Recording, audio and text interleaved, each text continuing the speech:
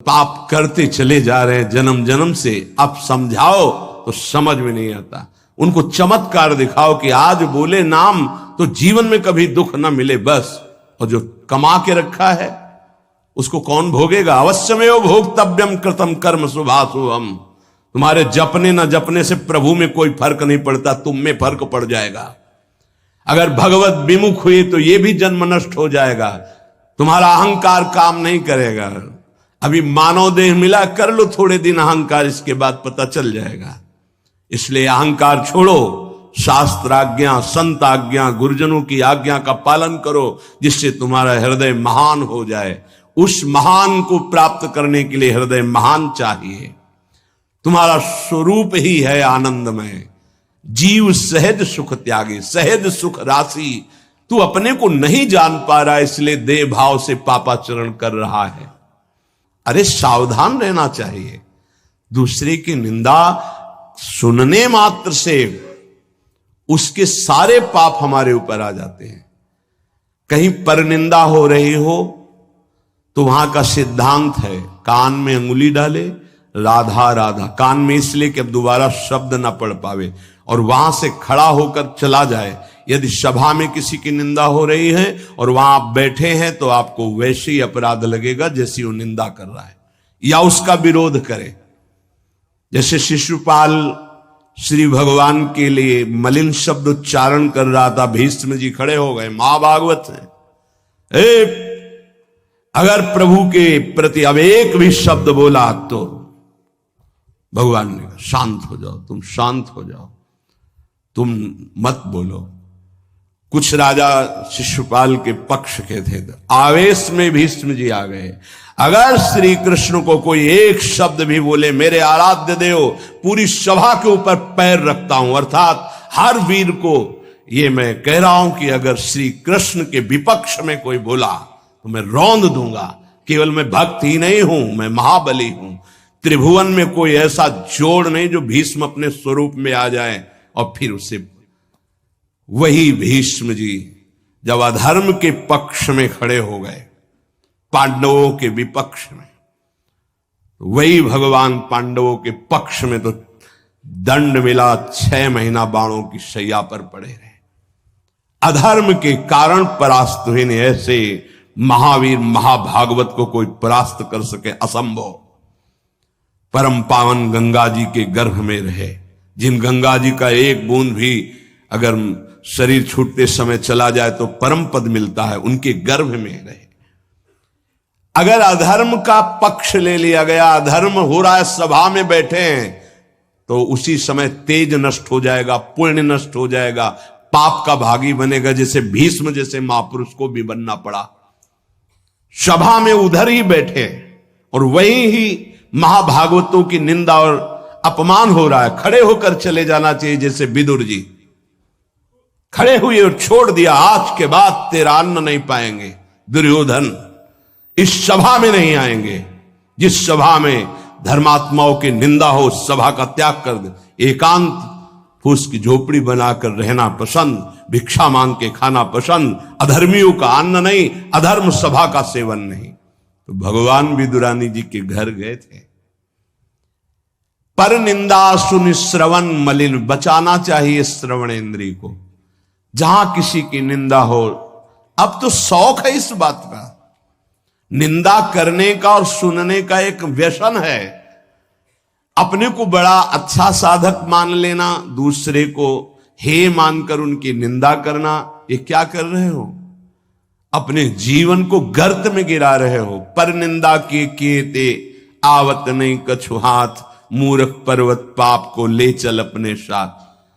बचन दोष पर गाए, दूसरों की विषय की चर्चा करने का समय कैसे मिलता है लोगों को?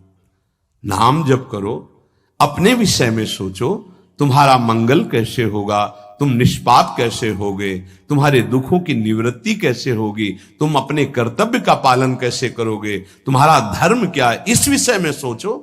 दूसरों के विषय में बोलने की हमारे पास समय वृत्ति कैसे है? ना तो वृत्ति होनी चाहिए ना समय। पर निंदा सुनकर श्रवणेंद्री मलिन हो गई और पर निंदा करके वचन मलिन हो गए और अपने प्रभु से विमुख होकर, हरि से विमुख होकर सब अपवित्र हो गया। शरीर अपवित्र, इंद्रियां अपवित्र, हृदय अपवित्र, स्वभाव अपवित्र।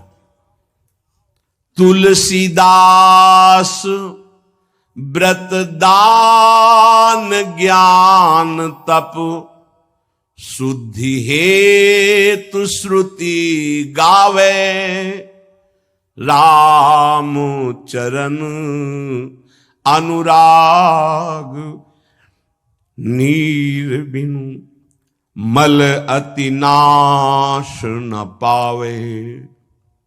खास बात कह रहे हैं, शास्त्रों में बहुत वर्णन है। पाप नाश के बहुत से उपाय हैं, बड़े बड़े व्रत, कृच्छ चंद्रायण आदि व्रत, उपवास करने से कुछ पाप क्षीण होते हैं, लेकिन पाप प्रवृत्ति का नाश नहीं होता।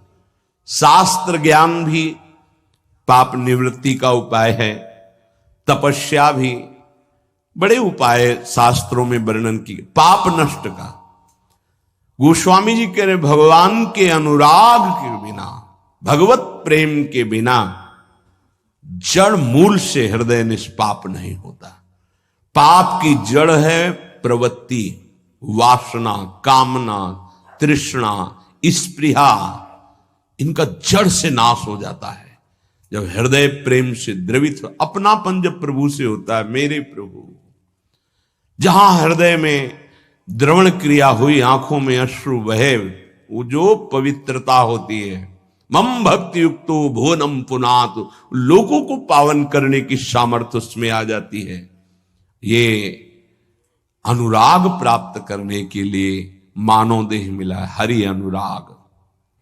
प्रेम प्राप्त करने, कहां प्रेम लग, जरा सी बात हमारे प्रतिकूल हो, हमारी गुरु निष्ठा, भगवान निष्ठा, पता नहीं कहां माया किस कोने में कर देती है कि उस समय में हम केवल उस सामने अनुकूलता को देखते हैं, प्रभु को नहीं देखते, प्रभु के विधान को नहीं देखते। ये नहीं समझ पाते कि हमारे सामने प्रश्न उपस्थित हुआ है, अब हमें अपनी इष्ट निष्ठा, गुरु निष्ठा को परिपक्व रखना है।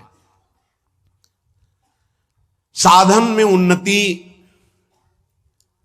अपना पुरुषार्थ और गुरुदेव की कृपा, भगवत कृपा दोनों चाहिए।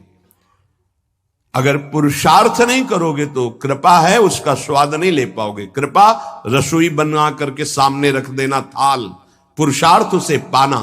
पूज्यपाद श्री उड़िया बाबा जी महाराज कहते, साधक का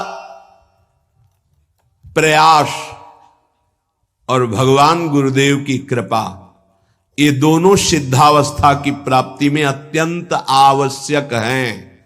कायर बन के हाथ पे हाथ रख के बैठ जाए कि वो कृपा से सब हो जाएगा, ये कायरता कृपा नहीं सिखाती, ये कायरता है। पुरुषार्थ जितना हम में अध्यात्म बल है उसके अनुसार हम चल रहे हैं, बकाया सब कृपा से हो जाएगा, पक्का हो जाएगा। मन क्रम वचन छाड़ी चतुराई और भजत कृपा करिहे रघुराई। मन से, वचन से, कर्म से ये चतुरता छोड़ो, अब सब कृपा से हो जाएगा। तो तुम प्रमाद करो और तुम्हारे ऊपर कृपा का प्रभाव जागृत हो जाए, ऐसा कभी नहीं देखा गया। जितना आप में सामर्थ्य मिली उसको लगाओ, शेष चिंता मत करो, कृपा पूरी कर देगी, पर आपको लगना होगा। साधक का पुरुषार्थ, निज चेष्टा और भगवत गुरु कृपा, ये सिद्धावस्था को प्राप्त कराती है। साधक का पुरुषार्थ अगर नहीं लगेगा तो विपरीत दिशा में चला जाएगा, असाधन बनने लगेगा। उपासक गुरु को कभी मनुष्य न समझे, भगवत विग्रह को कभी धातु का न देखे कि पत्थर की मूर्ति है कि अष्ट धातु की है कि काहे, ऐसा कभी प्रश्न न करे। इष्ट देव का अवतार होता है अर्चा विग्रह रूप में, अर्चावतार। दो प्रकार से प्राण प्रतिष्ठा होती है, एक होती मंत्रों के द्वारा और एक होती भाव के द्वारा। निरंतर जो मंत्राकार वृत्ति की हुई भजन में डूबे हुए महापुरुष है, जब तदात्म वृत्ति से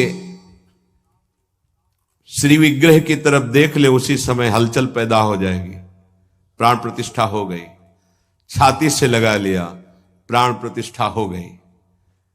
मंत्रों का एक अनुष्ठान वैदिक सिद्धांत से और एक है भाव सिद्धांत।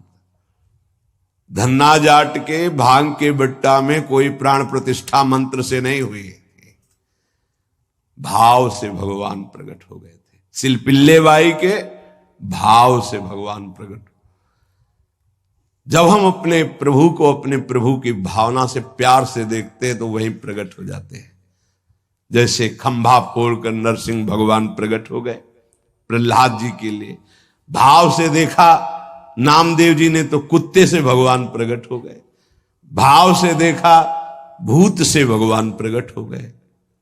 तो फिर श्री विग्रह में भगवान नहीं प्रकट हो जाएंगे जब भक्त भाव से देखेगा। और भाव ना हो तो भगवान में भी भगवान नहीं दिखते। दुर्योधन को कहां दिखते थे? दुर्योधन दुशासन इनको नहीं दिखते थे, भगवान में भी भगवान नहीं दिखते। गुरु को मनुष्य समझना, भगवत विग्रह को धातु या पाषाण का समझना, गुरु मंत्र को साधारण शब्द समझना, चरणोदक को सामान्य जल मानना, भगवत प्रसाद को भोजन मानना, अन्न मानना, साधु की जाति पर दृष्टि रखना, ये उपासक को सावधानी पूर्वक त्याग कर देना चाहिए। ये उपासना के बड़े विघ्न हैं। यदि ऐसा भाव बना रहेगा तो उपासना सिद्ध नहीं होगी। कभी कभी चूक हो जाती है। प्रसाद में अन्न या फल दृष्टि नहीं रखी जाती, सिर्फ प्रसाद। और वैष्णव पद्धति है, प्रसाद का किनका मुख में अगर डाल लिया जाए तो कोई भी व्रत भंग नहीं होता, चाहे निर्जला ही क्यों न हो। भगवत प्रसाद में ये भाव नहीं रखा जाता कि ये अन्न है या अमुक वस्तु है, नहीं। प्रसाद में यदि भोजन अन्न वस्तु, आज अन्न है तो कल प्रसाद कैसे हो जाएगा? प्रसाद तो सिर्फ प्रसाद है और उसका किनका डालने से हर व्रत की पूर्णता होती है। चरणामृत, जैसे जो लोग नहीं जानते, वो जब बटता है तो बोले थोड़ा जल हमको भी दे दीजिए। जल नहीं है, चरणामृत है। चरणामृत को जल समझना। प्रभु के सामने जाकर के पूछना, ये मूर्ति काहे की है? पत्थर की है, संगमरमर की है, ये धातु की है? बड़ा अपराध कर रहे हो। ऐसा कभी प्रभु के श्री विग्रह के सामने नहीं। ये संत किस जाति